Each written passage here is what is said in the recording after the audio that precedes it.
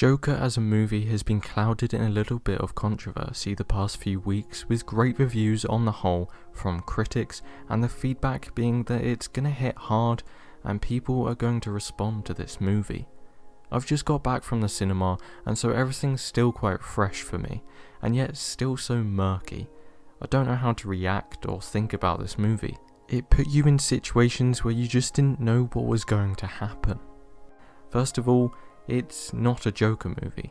If you want to see a Heath Ledger style clown dancing around, blowing up hospitals, this isn't right for you, although you will get the dancing part. What this is a build-up, a scale that's just about to be tipped over the edge. A man who's down on his luck gets beaten up, harassed, and abused by pretty much everyone. All he has is his mother and his own fantasies of how great things could be if people respected him like they should. In my opinion, they could have taken the Joker title and any and all references of Gotham and Batman and given us this movie and allowed us to figure it out, and there's quite a lot to unravel. Joaquin Phoenix is brilliant. He really does show a broken man who just wants to be treated fairly. He shows the progression of the steep slope down into the madness of the Joker. You're not really rooting for anyone, you just want Arthur Fleck to have some sort of happiness by the end.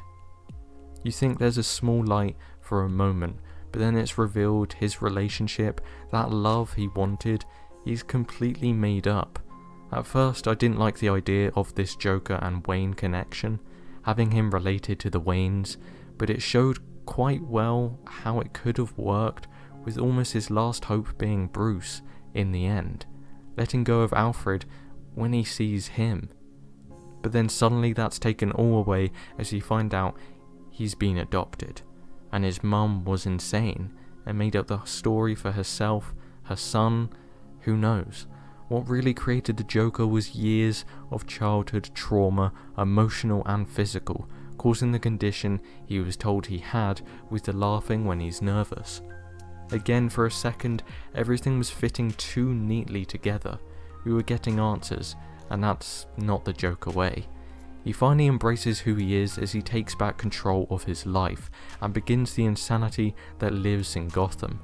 My favourite scene was probably the last few as he smears the blood across his cheeks to make that smile, soaking in all he had achieved with Gotham City in riots all around.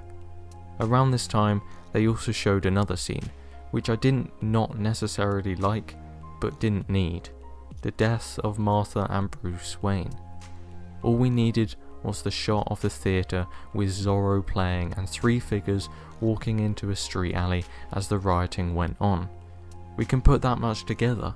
In fact, just the Zorro image, die-hard fans know what that means. And finally, none of it ever happened. Or did it? That's for us to decide. Arthur is shown to be in, I assume, Arkham Asylum, talking with a counsellor as he laughs and claims she wouldn't get the joke. So was that film just another story the Joker tells, like Ledger's Joker with his Scar stories? Or did it all happen? That was his origin, and then he got caught, and eventually he'll break out when Batman shows up in that universe. That key moment is why I love it so much. You can believe either. I like to think it's another story he's made up, even including little Bruce Wayne and his father in the story to make himself almost closer to Batman and relevant to his story. When it was all first announced, I thought, for God's sake, the Joker doesn't need an origin. That's the whole point of him. And we didn't get one. Nor did we. So overall, I really enjoyed the movie. I felt sorry for Arthur Fleck the whole way through, even when he was murdering everyone. Quite frankly, they deserved it.